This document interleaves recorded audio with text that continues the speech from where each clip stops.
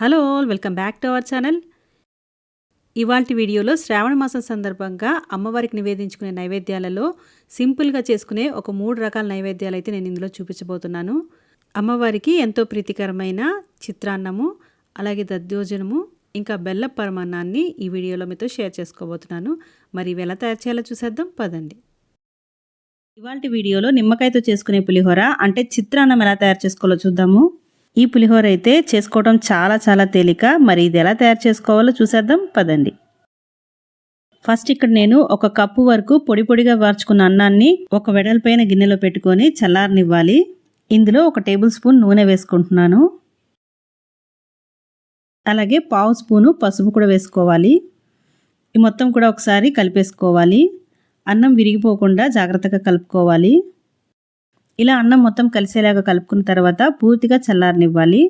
ఇక్కడ అన్నాన్ని వండుకునేటప్పుడే ఇలా పొడిగా వండుకోవాలి, లేకపోతే ముద్దలా అయిపోతుంది అనమాట.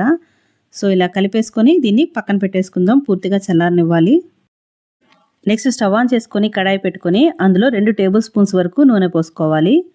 2 టీ స్పూన్లు పల్లీలను వేసుకోవాలి. ఈ పల్లీల్ని లో ఫ్లేమ్ మీద వేయించుకోవాలి.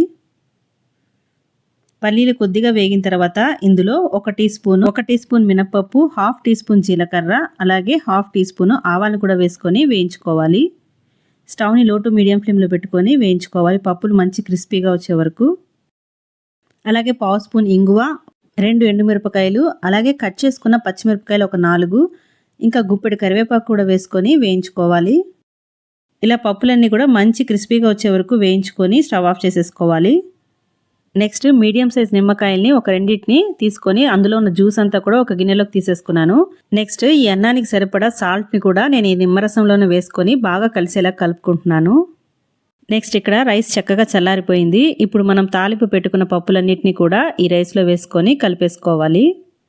అలాగే సాల్ట్ కలిపి పెట్టుకున్న నిమ్మరసాన్ని కూడా వేసేసుకుంటున్నాను. ఇప్పుడు అన్నానికి ఇది మొత్తం కూడా పట్టేలాగా బాగా కలుపుకోవాలి. ఇలా ఒక వెడల్పైన గరిటెతో అన్నాన్ని విరిగిపోకుండా జాగ్రత్తగా కలుపుకోవాలి. మనం వేసుకున్న నిమ్మరసం, ఉప్పు మొత్తం అంతా కూడా రైస్కి పట్టే విధంగా బాగా కలుపుకోవాలి. అంతేనండి, అమ్మవారికి నివేదించుకోవడానికి చిత్రాన్నం అయితే రెడీ అయిపోయింది. సో ఇంకా మనము అమ్మవారికి నివేదించేసుకోవచ్చు. ఫెస్టివల్ స్పెషల్ అనే ప్లేలిస్ట్లో ఉంటుంది, ఒకసారి చెక్ చేసుకోండి. అంతేకాకుండా అమ్మవారికి నివేదించుకోవడానికి 10 రకాల నైవేద్యాలు కూడా నేను రీసెంట్గానే పోస్ట్ చేశాను వీడియో. ఒక్కసారి ఛానల్లోకి వెళ్ళి చూడండి. వీడియోలో అమ్మవారికి ఎంతో ప్రీతికరమైన దద్దోజనంని ఎలా తయారు చేసుకోవాలో చూసేద్దాం. దీనికోసం ముందుగా నేనైతే అన్నాన్ని ఉడికించి పెట్టుకున్నాను. ఇక్కడ నేను 1 కప్పు అన్నాన్ని తీసుకొని ఇలా మెత్తగా మెదుపుకుంటున్నాను. ఈ విధంగా మెత్తగా మెదుపుకున్న అన్నంలో 1 కప్పు పాలు పోసుకుంటున్నాను.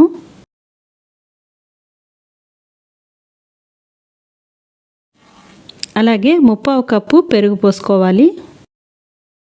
ఈ మొత్తం కూడా బాగా కలిసేలాగా కలుపుకోవాలి.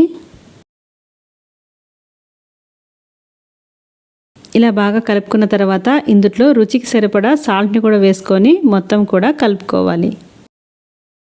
ఇలా కలుపుకున్న అన్నాన్ని పక్కన పెట్టేసుకుందాము.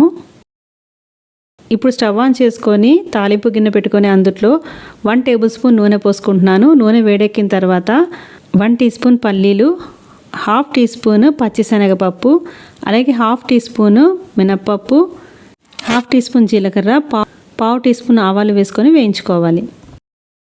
అలాగే సన్నగా తరిగిన అల్లం ముక్కలు, అలాగే పచ్చిమిర్చి ముక్కలు, ఇంకా 1 ఎండుమిరపకాయని వేసుకొని తాలింపు పెట్టుకోవాలి. ఇందులోనే గుప్పెడు కరివేపాకు, అలాగే చిటికెడు ఇంగువ వేసుకొని మొత్తం కూడా ఫ్రై చేసుకోవాలి. పప్పులు మాడిపోకుండా లో ఫ్లేమ్లో పెట్టుకొని వీటిని ఫ్రై చేసుకోవాలి. ఇప్పుడు వీటిని మనం ఇందాక కలిపి పెట్టుకున్న అన్నంలో వేసేసుకొని మొత్తం కూడా బాగా కలుపుకోవాలి. చూసారు కదండి, చాలా సులువుగా అమ్మవారికి నైవేద్యం అయితే తయారు చేసేసుకున్నాము.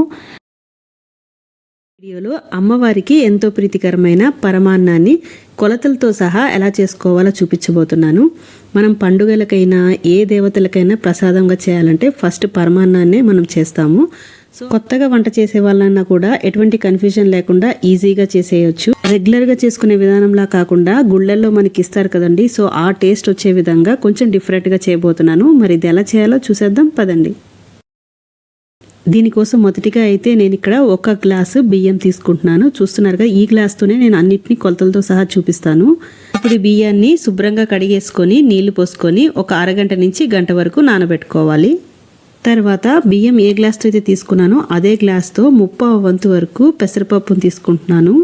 కొలతేసుకొని పక్కన పెట్టుకుందాము. ఇప్పుడు నెక్స్ట్ స్టవ్ ఆన్ చేసుకొని ప్యాన్ పెట్టుకొని అందులో 1 స్పూను నెయ్యి వేసుకోవాలి. నెయ్యి వేడెక్కిన తర్వాత అందులో జీడిపప్పులను వేసుకొని వేయించుకోవాలి. ఇవి కొద్దిగా వేగిన తర్వాత ఎండు ద్రాక్షలను కూడా వేసుకొని వేయించుకుంటున్నాను. స్టవ్ని కొద్దిగా లో ఫ్లేమ్లో పెట్టుకొని వేయించుకుంటే బాగుంటుంది, లేకపోతే వెంటనే మాడిపోతాయి ఇవి. సో ఈ విధంగా వేగిన తర్వాత వీటన్నిటిని తీసుకొని ఒక గిన్నెలోకి తీసుకుంటున్నాను. తర్వాత ఇదే ప్యాన్లో మనం ఇందాక 1/2 గ్లాసు వరకు పెసరపప్పుని కొలతేసుకున్నాం కదండి. సో ఆ పెసరపప్పు శుభ్రంగా కడిగేసుకొని ఈ పెసరపప్పు లైట్ గోల్డెన్ బ్రౌన్ కలర్ వచ్చేంత వరకు ఫ్రై చేసుకుంటే సరిపోతుంది. స్టవ్ని లో ఫ్లేమ్లో పెట్టుకొని ఫ్రై చేసుకోవాలి. ఇది ఫ్రై చేసేటప్పుడు చూస్తున్నారు కదా, ఈ విధంగా లైట్ మనకి బ్రౌన్ కలర్ షేడ్ వచ్చేంత వరకు ఫ్రై చేసుకుంటే సరిపోతుంది. ఇప్పుడు దీన్ని ఇంకో ప్లేట్లోకి ట్రాన్స్ఫర్ చేసేసుకుందాము. తర్వాత స్టవ్ ఆన్ చేసుకొని కుక్కర్ పెట్టుకొని అందులో ఇందాక మనము కడిగి నానబెట్టుకున్న బియ్యాన్ని వేసుకోవాలి. అలాగే ఫ్రై చేసి పెట్టుకున్న పెసరపప్పును కూడా వేసేసుకోవాలి మొత్తం. తర్వాత ఇక్కడ ఏ గ్లాస్ అయితే ఇందాక కొలతేసి తీసుకున్నామో అదే గ్లాస్తో 3 గ్లాసుల వరకు నీళ్లు పోసుకున్నాను. అలాగే 1 గ్లాసు వరకు పాలు పోసుకుంటున్నాను. ఇక్కడ నేను పచ్చిపాలే పోసుకుంటున్నానండి. సో పచ్చిపాలు పోసుకున్నా పర్వాలేదు, అలాగే కాచి చల్లార్చిన పాలైనా కూడా పర్వాలేదు. తర్వాత మూత పెట్టి ఒక 3 విజిల్స్ వచ్చే వరకు ఉడికించుకోవాలి. చూస్తున్నారు కదా, ఇలా మెత్తగా ఉడికిపోయింది. తర్వాత స్టవ్ ఆన్ చేసుకొని సేమ్ ఇదే ప్యాన్ పెట్టేసుకుంటున్నాను. ఇందులో ఇందాక మనము ఏ గ్లాస్తో అయితే బియ్యం కొలతేసుకున్నామో అదే గ్లాస్తో 2 గ్లాసుల వరకు బెల్లం తీసుకుంటున్నాను. ఇందులో 1.5 గ్లాసు వరకు నీళ్లు పోసుకుంటున్నాను. మనం బియ్యం ఏ గ్లాస్తో అయితే కొలతేసామో అదే గ్లాస్తోనే ఇక్కడ నేను అన్ని మెజర్మెంట్స్ చూపిస్తున్నాను. సో ఇందులో 1.5 గ్లాసు వరకు నీళ్లు పోసుకొని మరిగించుకోవాలి. ఈ బెల్లం మొత్తం కరిగిపోయిన తర్వాత ఇందులో ఏమైనా నలకలు అనిపిస్తే ఒకసారి వడగట్టేసుకొని మళ్ళీ స్టవ్ మీద పెట్టుకోండి. నాకైతే ఇక్కడ బెల్లం బాగా కరిగి తీగ పాకం లాగా రావాలన్నమాట, లైట్గా. అలా తీగ పాకం వచ్చిన తర్వాత మనం ఇందాక ఉడికించి పెట్టుకున్న అన్నాన్ని ఇందులో వేసేసుకోవాలి. ఈ విధంగా బెల్లం పాకం పట్టిన తర్వాత అన్నం వేసి ఉడికించుకోవడం వల్ల మంచి టేస్ట్ వస్తుంది పరమాన్నానికి. మనకి దేవాలయాల్లో ఇచ్చే ప్రసాదంలా ఉంటుందన్నమాట దీని టేస్ట్ అయితే. ఇలా మొత్తం కలిసేలాగా కలుపుకున్న తర్వాత ఇందులో కాచి చల్లార్చిన పాలు ఒక 2 గ్లాసులు పోసుకుంటున్నాను. స్టవ్ని లో టు మీడియం ఫ్లేమ్లో పెట్టుకొని ఇది మొత్తం కూడా దగ్గర పడేలాగా కలుపుకుంటూ ఉడికించుకోవాలి. తర్వాత ఇందులో 1/2 స్పూను యాలకుల పౌడర్ని యాడ్ చేసుకోవాలి. అలాగే మీకు కావాలనుకుంటే ఒక చిటికెడు పచ్చకర్పూరాన్ని కూడా యాడ్ చేసుకోవచ్చు. తర్వాత ఇందులో 2 స్పూన్ల వరకు నెయ్యిని కూడా యాడ్ చేసుకుంటున్నాను. ఇలా నెయ్యి చేర్చుకోవడం వల్ల కమ్మటి రుచి వస్తుంది పరమన్నానికి. స్టవ్ని లో టు మీడియం ఫ్లేమ్లో పెట్టుకొని ఇది మొత్తం కూడా దగ్గర పడే వరకు ఉడికించుకోవాలి. ఇక్కడ చూస్తున్నారు కదా, మ్యాక్సిమం మనకి దగ్గర పడిపోయింది పరమాన్నము. ఇంకా స్టవ్ ఆఫ్ చేసేసుకోవచ్చు ఈ మాత్రం జారుగా ఉన్నప్పుడే. పరమాన్నము మరీ దగ్గర పడిపోతే ఆరిపోయిన తర్వాత ఇంకా గట్టిగా అయిపోతుంది. సో కొద్దిగా జారుగా ఉన్నప్పుడే దించేసుకోవాలి స్టవ్ మీద నుంచి. ఇంకా నేను స్టవ్ ఆఫ్ చేసేసాను. ఇందాక మనం ఫ్రై చేసి పెట్టుకున్న డ్రై ఫ్రూట్స్ని కూడా ఇందులో వేసేసుకున్నాను. ఈ డ్రై ఫ్రూట్స్ మొత్తం కూడా కలిసేలాగా బాగా కలుపుకొని మరొక గిన్నెలోకి ట్రాన్స్ఫర్ చేసేసుకోవాలి. చూస్తున్నారు కదా, ఎంతో కమ్మటి బెల్లపు పరమాన్నం అయితే తయారైపోయింది. ఇప్పుడు దీన్ని నైవేద్యం కోసం మరొక గిన్నెలోకి అయితే ట్రాన్స్ఫర్ చేసేసుకోవచ్చు. ఒకవేళ పరమాన్నము మరీ గట్టిగా అయిపోయింది అనుకుంటే తినే సమయానికి అందులో కాచి చల్లార్చిన పాలని కొద్దిగా కలుపుకొని తిని చూడండి, చాలా బాగుంటుంది. మరి ఇంకెందుకండి లేటు, ఎప్పుడు చేసే విధానంగా కాకుండా కొద్దిగా డిఫరెంట్గా ఇలా బెల్లపు పరమాన్నాన్ని మీరు కూడా తప్పకుండా ట్రై చేసి మీకు ఎలా వచ్చిందో నాకు కామెంట్ చేయండి. వీడియో నచ్చితే లైక్ చేయడం మర్చిపోమాకండి. అలాగే ఈ వీడియోని మీ ఫ్రెండ్స్ అండ్ ఫ్యామిలీ మెంబర్స్కి కూడా షేర్ చేయండి. మరైతే ఇలాంటి రెసిపీస్ కోసం మన ఛానల్ని సబ్స్క్రైబ్ చేసుకోండి.